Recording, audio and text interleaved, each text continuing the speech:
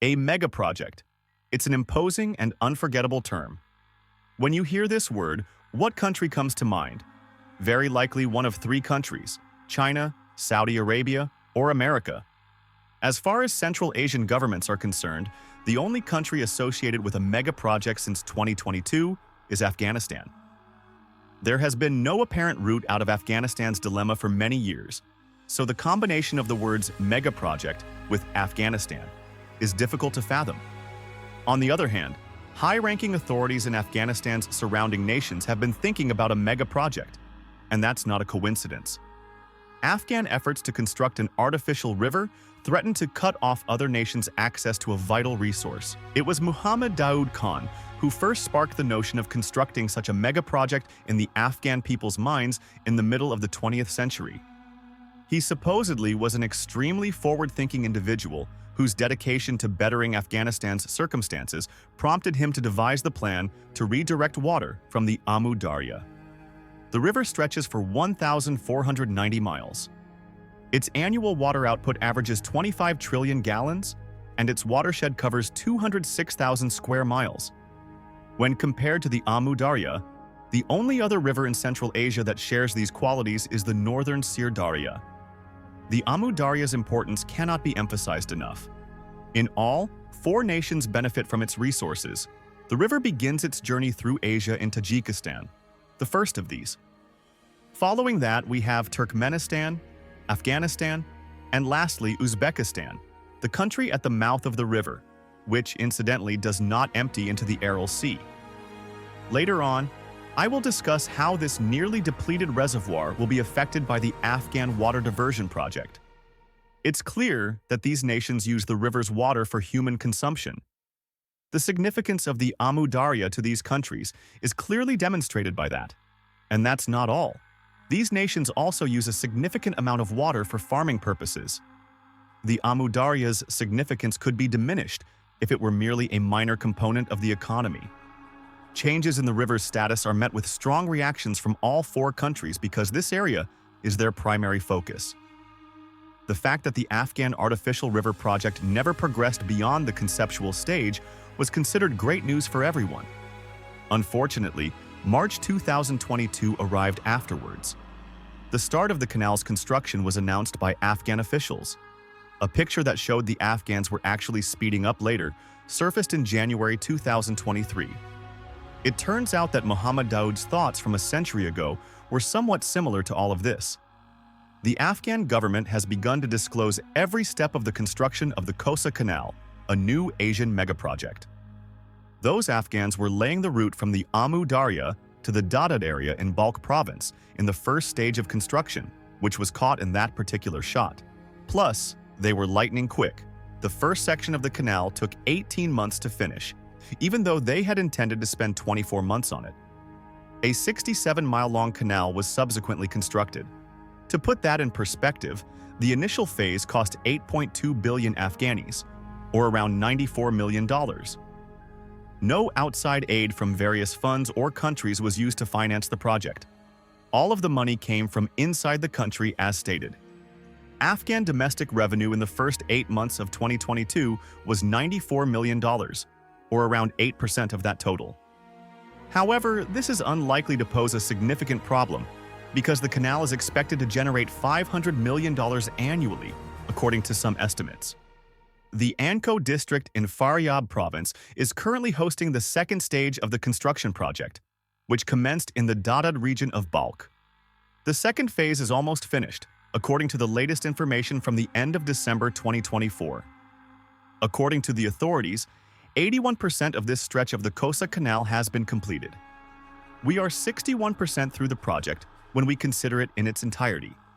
In less than 3 years, beginning in March 2022, they have constructed a canal that is 110 miles long. Check out the length of the canal that has been excavated thus far to acquire a feel for the magnitude. Considering that the Afghan project involves surveys and soil investigations, the construction speed is even more remarkable. Additional infrastructure, such as canal crossings and subterranean irrigation pipeline integration, is being constructed. Soil stabilization and erosion prevention are being achieved by the planting of thousands of trees.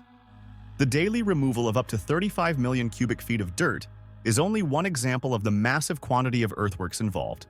If you consider the amount of effort the nation poured into building the Kosa Canal, you won't be as amazed by how fast all those hard tasks were completed. Approximately 5,500 workers, including over 200 subcontractors, are utilizing 3,300 pieces of construction equipment non-stop on this project. There is still a lot of work left for this massive squad. A total of 177 miles must be included in the canal's length. Naturally, Afghanistan will pour a huge sum of money into it. Compared to China or the United States, it's only $684 million, not billions. To put it in perspective, consider that this country's GDP is around $94 million, or around 8% of the total. There will be issues in Afghanistan because of the haste and the lack of supplies. Why would that even occur to us? Yes, difficulties have arisen thus far. The canal burst at the start of 2023, releasing 26 billion gallons of water into the nearby dunes, as seen in satellite photographs. At that point, a major mistake became apparent. The canal was being constructed without a concrete liner. When time is of the essence and resources are limited, how else is it possible to get everything done? Without wasting a second, the workers repaired the canal and continued excavating. The building must be completed. The new canal has the potential to alleviate a lot of issues in Afghanistan, if all plans come to fruition. Concurrently, though, the Kosa Canal will cause major issues for neighboring nations. As previously mentioned, the Amu Darya is an important river for the countries that draw water from it. Thus, any disruption to its flow will have far-reaching effects. The canal that Afghanistan is now constructing exemplifies this kind of interference. Back in Soviet times, every country that had access to the Amu Darya River got its fair part of the river's riches. With the establishment of Protocol 566 in 1987, Uzbekistan began receiving 7.8 trillion gallons of water annually, or 48.2% of the total. Each year, Tajikistan received 2.5 trillion gallons, or 15.4%. Kyrgyzstan received a pitiful 6% or 0.1 trillion gallons annually, while Turkmenistan received 35.5% or 5.8 trillion gallons annually. Since it wasn't a Soviet republic, Afghanistan, as you might expect, received zero benefits. However, no accords formally covered Afghanistan, even after the Soviet Union's demise and the protocol's revision. The nation still does not have its allotted portion of the Amu Darya River's water supply. Now, independent nations, the former Soviet republics, developed their irrigation systems and learned to use the water allotted to them by the agreement. At the same time, no one seemed to mind when Afghanistan grabbed as much water as it wanted. A substantial infrastructure for water withdrawal could not be built in the country because of its instability. The construction of a canal by our southern neighbors has recently come to light, and it is intended to divert 2.6 trillion gallons of water annually from the Amu Darya. No one is expecting this, but Uzbekistan and Turkmenistan stand to lose a lot of ground due to this canal. Why? Their location is downstream from the intended water conveyance route. Some assessments estimate that the primary river users' combined share will decrease from 80% to 65% as a result of the Kosa Canal construction. The amount of water that was initially allotted dictated the architecture of everything there. It would be less of an issue if the nation's reliance on agriculture, which uses up the majority of the Amu Darya's water, weren't so great. On the contrary, it's true. Water is used by Turkmenistan to cultivate wheat for internal use and cotton for export. 10% of the country's gross domestic product comes from producing these two resources. Therefore, the entire economy, not just agriculture, will feel the effects of such a massive water intake. For Uzbekistan, things are looking far worse. In terms of cotton production, it was 6th in the world in 2021. A total of 2.4 million acres were used for cultivation, and output was more over 1 million tons. Less water equals less cotton, which means less money for exports, and of course a domino effect of other repercussions. This industry employs a large number of Uzbeks. In fact, it accounts for almost half of the country's total employment. The cotton-centric agricultural sector is also crucial since it directly or indirectly supports the livelihoods of about 40% of the total population. Taking water from the Amu Darya is another major issue for Uzbekistan. This is a picture taken not long ago. For comparison, this is the same location in 2016 and 1997. Are you still confused? Looking at it, you can see the Aral Sea. There was once a sea here, but if you went to the southern part, which is in Uzbekistan, you might not even notice. All that remains of the ancient lands are the ships. The rest is as desolate as a desert. The Aral Sea is its official name, however, it's no longer considered a desert. Why did this occur? The Amu Darya, which once flowed into the sea but has since stopped doing so, is one of many factors contributing to this problem. Because every country that extracted water contributed to this catastrophe, it is unfair to hold any one nation solely responsible. The Amu Darya no longer flows into the Aral Sea because of all the water that has been extracted from it, even without the Afghan Canal. Uzbekistan will bear the brunt of the worsening crisis, though, after the Kosa Canal is constructed. No amount of water withdrawal from the Amu Darya, according to experts, will allow the aquatic ecosystems around the Aral Sea to recover. For example, this will cause the Amu Darya sturgeon to go extinct and endanger other fish species in the floodplain and marshes of the Amu Darya River, as well as those in the Aral Sea. The expansion of the Aral Sea desert is another consequence of the ongoing decline in water levels. Not only is it a desert, but it also poses real challenges for Uzbekistan and others. A tremendous amount of sand is seen even in locations that are over 620 kilometers far from the Aral Sea. With an expanse of nearly 14,600 square miles, the desert is a formidable wind erosion generator. Approximately 100 million tons of harmful salts and dust are actively carried away from the Aral Sea each year by the wind. This includes a combination of dust, sand, mineral fertilizers, and pesticides that have been blown away from fields that have been irrigated. People and animals in the area breathe in these dangerous particles. It's not shocking or even surprising that. Even more astonishing is the fact that the several investigations revealed the presence of Aral Sea desert particles in Antarctic penguin blood, Greenland glaciers, Norwegian woods, and Belarusian farms. In a nutshell, the Amu Darya's exploitation has already caused a great deal of trouble in the area, and the building of the canal threatens to make matters much worse. Countries farther downstream are not likely to experience a total water shortage.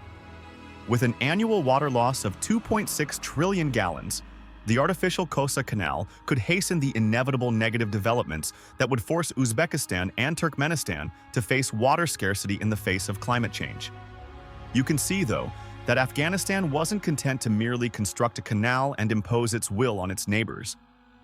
The nation is looking out for a number of its own interests by pursuing the Kosa Canal, which has the potential to alleviate many of its difficulties. The canal helps the country's status even during construction, though not drastically. We must admit that 14.39% of the Afghan population was out of work as of 2023. Suddenly, thousands of individuals found work. With a population of 42 million, it's not a panacea, but it does assist a lot. Once the canal is completed, the northern regions of the country will practically blossom, bringing a lot more. Afghanistan is entering what feels like a new era, as the country's soil is currently quite unproductive. The landscape, with all its mountains, plateaus, and the like, makes most of the nation unfit for cultivating anything. For instance, in the south, you won't find any mountains. Maybe it would be suitable for growing crops. So long as humans come up with new types of plants that can survive in the dead desert, it could theoretically be feasible. The 15,400 square mile Registan Desert is located in the country's southeastern region. Storms with hurricane-force winds are common, and the region experiences frigid winters and scorching summers with highs of around 113 degrees Fahrenheit and loads of salty dust in the air. There are no permanent residents, just nomadic people tending animals and a few flora species, including ephemerals, wormwood, and ephemerids. These plants seem ordinary, yet they manage to survive in the harshest environments. Put simply, it's quite clear that farming in that area is not something anyone would dare to try. Neither deserts nor mountains can be found in the country's northern regions. Despite the climatic circumstances and the relatively level northern half, farming is actually taking place there at the moment. Rainfall is low compared to other South Asian countries. Southern monsoons barely make it to Afghanistan, much less the northern part of the nation. This means that farmers all around the nation rely on unpredictable rainfall, mostly from mountain glaciers and snowmelt, to sustain their crops. You can cultivate some crops there, but the country experienced its worst drought in decades in 2021 because of the little snowfall. As you might expect, this spells disaster for traditional low-tech farming methods. A true catastrophe befell Afghanistan, which was already beset by difficulties. Unemployment rose as the number of available jobs fell. The graph we previously showed you clearly shows the surge in it. It jumped beyond 14% in 2022 after being just under 12% in 2021. Not only did water scarcity have a major influence, but the country's internal instability also contributed significantly. In addition, 42% of Afghans have access to water, and 27% of those living in rural areas have access to sanitation, all because of the drought. You might wonder why Afghans don't utilize pumps to extract groundwater, but the reason is plain. It's too costly. People need to think of creative solutions like rushing from the areas struck the worst by the drought to those that weren't as bad. Although the exact number of persons forced to relocate due to the drought in 2021 is unclear, it is highly improbable that it was fewer than the number of people forced to do so in 2018 due to the drought. There was a mass exodus of 260,000 people in the past, since 22 of the 34 provinces were impacted. Afghanistan was already facing food shortages before the new climatic disaster hit. Now the country is even more hungry. If the drought were only transitory and expected to pass quickly, that would be one thing. No improvement in the weather is anticipated, which is bad news for the nation. Worse, as the population rises, the situation is deteriorating. Suddenly, the urgency with which Afghanistan is excavating the Kosa Canal becomes apparent. It is moving quickly to address the issue in its country, particularly in the northern region to some extent. This is so even though the surrounding nations who share the Amu Darya River with Afghanistan will suffer greatly as a result of the man-made river. The concept calls for the Afghan Canal to bring water to 1,360,000 acres of parched, deserted territory in the country's northern regions. To begin with, this will provide a means for those who are suffering from a dearth of water to satisfy their thirst. Constructing such a massive canal is justified solely by this. The good news, though, doesn't end there. The northern part of the nation has the potential for agricultural development on a size and pace never seen before. Just think about all the practical things that could be grown on 1.36 million acres. The Afghans' lack of patience in waiting for the project to finish is intriguing. The first section of the canal has been filled with water, and preparations have been made to plant a variety of crops in the fields. The northern region will certainly never again have to worry about being hungry once the project is finished, and all that can be irrigated is watered. The benefits of reforesting Afghanistan's parched plains will probably ripple out across the country. This is due to more than simply the massive quantity of food that may be retained domestically or exported. 250,000 people will find employment opportunities when new agricultural areas emerge, according to numerous experts. The 5,500 construction-related jobs pale in comparison to that substantial contribution. Unfortunately, the arrival of fresh, fertile regions brings with it a new problem: the opium poppy. It's been a major problem for a long time and one of the most extensively cultivated crops in the nation. It has made a huge improvement, though. Full prohibition of the opium poppy occurred in April 2022, resulting in a precipitous decline in opium output and a reduction in the area used for cultivation from 500,000 acres in 2022 to 0 in 2023. Therefore, once the canal is constructed, there is almost little chance that arable land will be utilized for an agricultural endeavor that devastates the nation. The cultivation of lawful crops, such as wheat or maize, will take precedence. Except for Afghanistan, none of this makes any sense.